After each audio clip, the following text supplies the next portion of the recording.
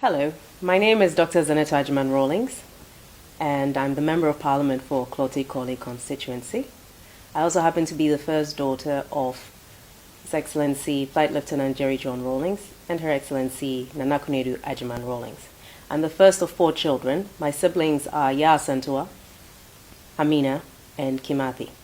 And by God's grace, I also happen to have given my parents three grandchildren as their reward for not killing me, for being such a troublesome child. As children, we didn't grow up in the castle, so we had to see my dad sometimes on the weekends and maybe sometimes in the middle of the week. And this was because they wanted us to remain grounded and not feel detached from having a normal life. It also meant that we didn't see our dad every day, but we got used to it, and it just seemed normal anyway.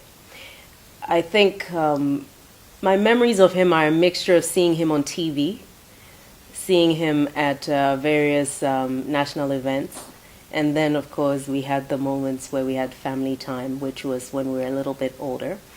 And my dad has quite a wicked sense of humor. He just loved to pull pranks on people.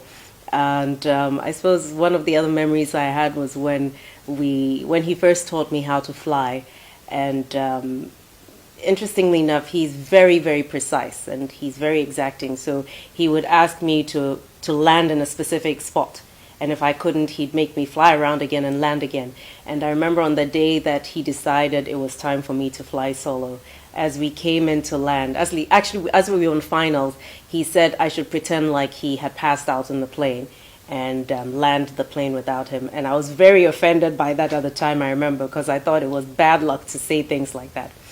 But he ignored me. He just ignored me until I landed the plane. And as soon as we landed, he asked me to stop while we're still on the runway, and then he got out of the plane and told me to go.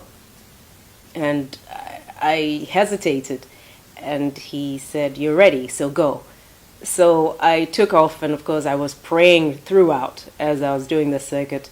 And as I think I must have been probably on, I'm not sure which leg I was on anyway, and unfortunately, just as I'd taken off, my mother arrived on the scene and was asking, "Nazanewehi," and my dad just pointed up to the sky without saying a word. Oh, my poor mother, she's been through so much. And but thank God, I landed safely and everything, and that was quite an interesting experience. My dad taught me a lot of things. Most of the things I learned taught me how to ride horses, because that was something he's always been very good at. I think he's a bit of an animal whisperer. In the village, he has managed to get his dogs to be friendly with the cats and the birds, the peacocks and the geese, all sorts of creatures, including rabbits, and they seem to get along just fine. And it's the most phenomenal thing to see, because it's not very normal for you to see a dog not attacking a bird in the vicinity, and the animals just get along really well. And I think it speaks to his nature, which is, people only see a certain aspect of him, and when you actually see the way he's able to create a certain atmosphere of harmony around him, it's something that it's quite special, and it's special. I think one of the things that I have learned from him, that I'm passing on in terms of how I raise my kids, is his love for precision. And he just does not like the idea of seeing something going wrong and leaving it as it. He didn't sugarcoat his words, but he's always had a good sense of humor. And I certainly hope that I'm managing to impart some of the things that I learned to my children.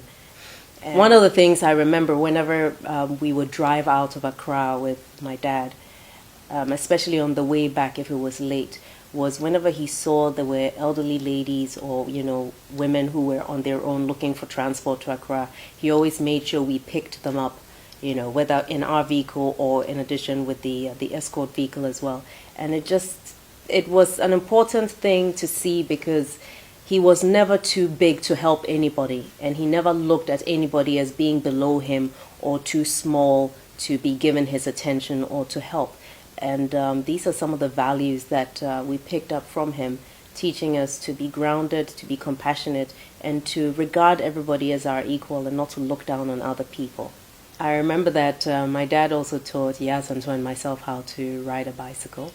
There was one morning when he was going back to the castle, and as he stepped out of the house, we went to see him off. He looked at the bicycle with the trainer wheels on either side, and he asked his guards to undo the wheels, and he was determined to teach us how to ride that morning. And so we got onto the bike, and he pushed the bike all the way to the front gate. And I remember, I think, did I almost fall or did I fall? And then on the second go, he pushed it and he said, just focus. I'm not going to let go. Just focus and just keep riding. And he did let go, but I kept my focus and I didn't fall off. And that was it. That was how he taught us how to ride a bicycle. My dad is just a hands-on, practical type of person, and we've had memorable moments in spite of the fact that most of that time was actually given to Ghana and not as much spent with us. But what we had was worth it. Daddy, I would like to, on behalf of Yasantua, Amina, Kimathi, and myself, and may God richly bless you and keep you.